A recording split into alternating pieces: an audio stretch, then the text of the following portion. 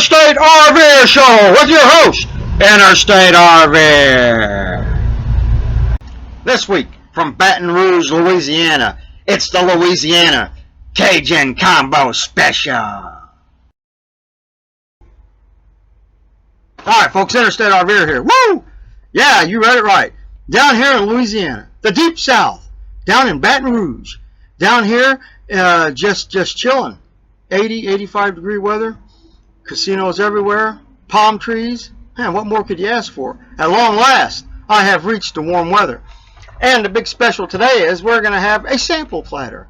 A sampler of each of the segments. That way, because that's the big Cajun combo special. So let's get right to it with Kamper's Kwizzz. Alright, now, got a special Cajun Kamper's Kwizzz here. Alright, here we go. Let's get started. According to old Cajun legend, if a Louisianan finds this on their porch in the morning, it's a sure sign of upcoming doom, despair, and poverty. Is it A? Voodoo doll! Ah, feared for years, feared for generations. The dreaded voodoo doll. Don't find that on your porch in the morning. Or would it be B? Chicken foot! No, that's the worst thing you could ever come across. You don't want that. And it smells bad too. Alright, let's recap. According to old Cajun legend, if a Louisianan finds this on their porch in the morning, it's a sure sign of upcoming doom, despair, and poverty. We said it. Is it A? Voodoo doll? Or is it B? Chicken foot?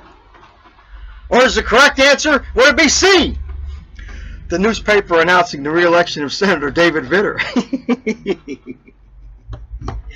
Don't know him. Just read that he's the most hated senator in Washington, D.C. That's all I know. I'm sure he does a good job for him. All right. Well, let's get to the next sample here with Dear Interstate. All right. As I was coming out of Walmart with some quality Walmart products, I met a girl right here in Baton Rouge, and she handed me a letter and asked me if I would read it on the show, and I said sure, no problem. So here it is, Mary Jane. Dear Interstate, I want to be a full-time RVer. What college courses do I need to take? Mary Jane W., Baton Rouge, Louisiana. Alright, Mary Jane, well, let's take a look at the curriculum here. It requires 40 credit hours, after completion which you'll receive a certificate of applied RV science. Now, the requisite will include basic RV repair and maintenance, tactical firearm training, binge drinking 1 and 2, that'll be 85% of your grade, food pantry and homeless shelter orientation. You'll be taking food stamp management, that'll come in handy. And then you get to choose one. You get to choose panhandling or street hustling, which includes 3-card monte and the shell game. Now that's the one I took because it includes a free briefcase table. And then the electives there, you'll get to choose basic hygiene or basic social skills. So that looks like that's about it. You gotta admit, that was pretty damn funny. Alright, let's see. Just checking them off left and right there. Kamper's Kwizzz, Dear Interstate. Alright, let's get to the rest of it.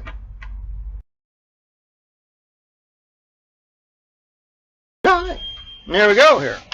It says, you won't see any Louisiana cops sitting in a donut shop all day. The rest of it? Because they're sitting all day in a crawdad house. No, just kidding. They do a good job here. You know, over here they call them crawdads. Or crawfish. We call them crawdads where I'm at. So I asked some guy there, I said, hey, you guys got pretty good crawdads down here. He's like, what? Craw what? And I said, crawdads. I said, oh, you mean crawfish? He goes, yeah, that's it. Alright then. We're just moving right along. Woo! Alright. Good warm weather's got me drowsy. But the show must go on.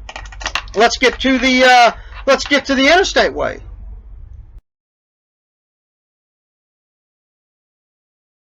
Alright. Now, if you watch the show for any length of time, you'll often hear about me talk about my bass. I got her in a box in the shower, because I haven't figured out how to mount it on the wall with all the jarring in the motorhome when you drive it. You know, I don't want it to fall off the wall and bust in a million pieces. Now, even though she stays in a box in the shower, we got an agreement. Whenever I'm ready to take a shower, I get it first. Like, oh, right here, she's a little dusty. Get her up here and kind of take her up a little bit. This is my bass. This is the only bass I ever mounted, the only fish I ever mounted, because can't even get it all on the screen there. Pretty good size in there,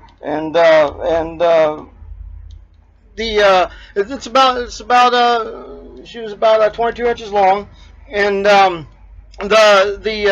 reason is because I always practice catch and release. I mean, you know, like maybe bluegill or something like that. But you know, I just don't like cleaning fish. And plus, you know, I don't want to take a bass and torture them, you know, and chop them up and all that and stuff like that.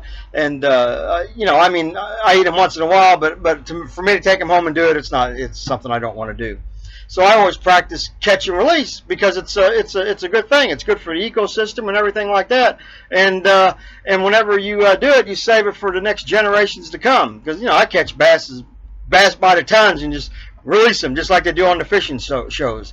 So remember, practice catch and release, and you'll still enjoy the day because you're A-OK doing it the interstate way. Can't bite me. Can't bite me. Still can't bite me.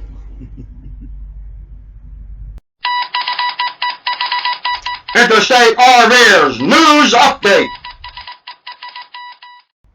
All right, well, the update is that I'm down here in Baton Rouge, Louisiana. Actually, I'm in West Baton Rouge, which is a town called Port Allen, but for all intended purposes, it's West Baton Rouge. It's still Baton Rouge, and it's really neat. I like it here. I think I want to move here because it's really cool. Because you know, you got the Mississippi River. You know, I mean, this is West Baton Rouge. You cross the Mississippi River, and then you got the regular, you know, the state capital of Louisiana, Baton Rouge, and over here in Port Allen, it's a little town of about 5,100 people, but still got everything you could ever want, you know. And there's over 9 truck stops here that I know of, and you got all the little casinos and, you know, little slot machines. I go in and I play $1 or $2 in the penny slots.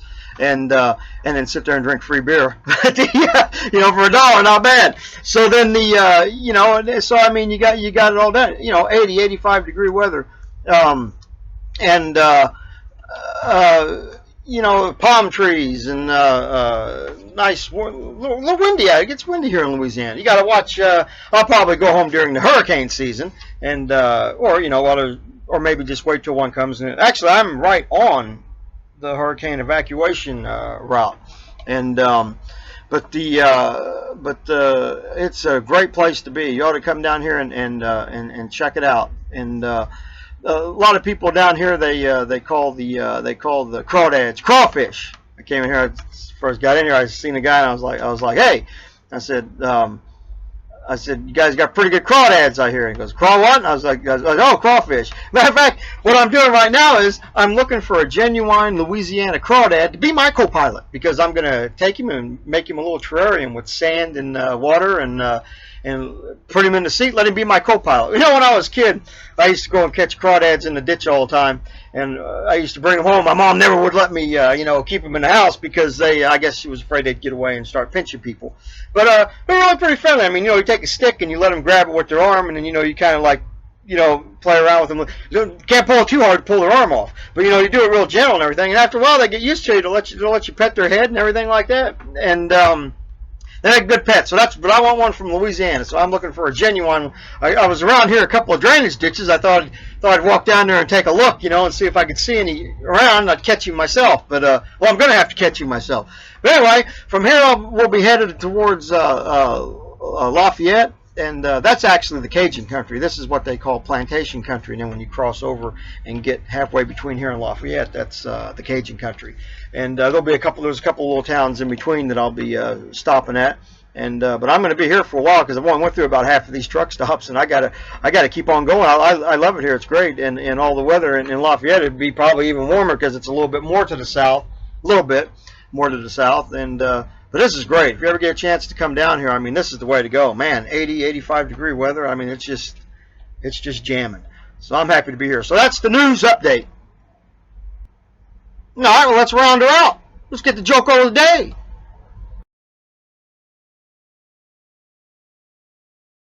All right. there's this old boy from Chicago. He wants a pair of alligator shoes, but he ain't got the money to buy any. So he comes down here to Louisiana, and he goes around and he goes around the shops to see, if maybe somebody will give him a deal, so, try to work him a deal, get him a little cheaper to what he can afford to pay. And, no soap, they ain't doing it. So then the guy sits there and he's mad, and he goes, well, I ain't going back to Chicago without a pair of alligator shoes. And he thought, hey, wait a minute. He goes, maybe I could go down to the bayou and find some old Cajun. Maybe he'll catch me an alligator, and I'll bring him back home to Chicago and probably have the shoes made up there cheaper. So the guy goes down to the bayou, he looks around, he sees an old guy with a rifle sitting in a boat. He told him, he goes, I want a pair of alligator shoes. Would you kill me an alligator for him? And the old Cajun tells him, yeah. He goes, I'll do it. Come back in the morning. So the city guy goes back to the hotel. He comes back to the bayou the next morning, and just as he's getting there, he sees the old Cajun shoot an alligator, big alligator, and starts dragging him up on the shore.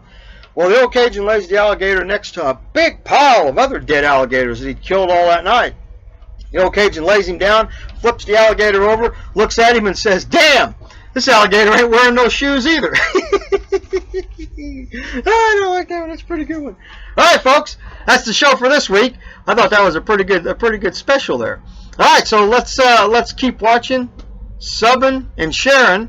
And it's a good thing here on this show. Let's keep it going. Let's make it big.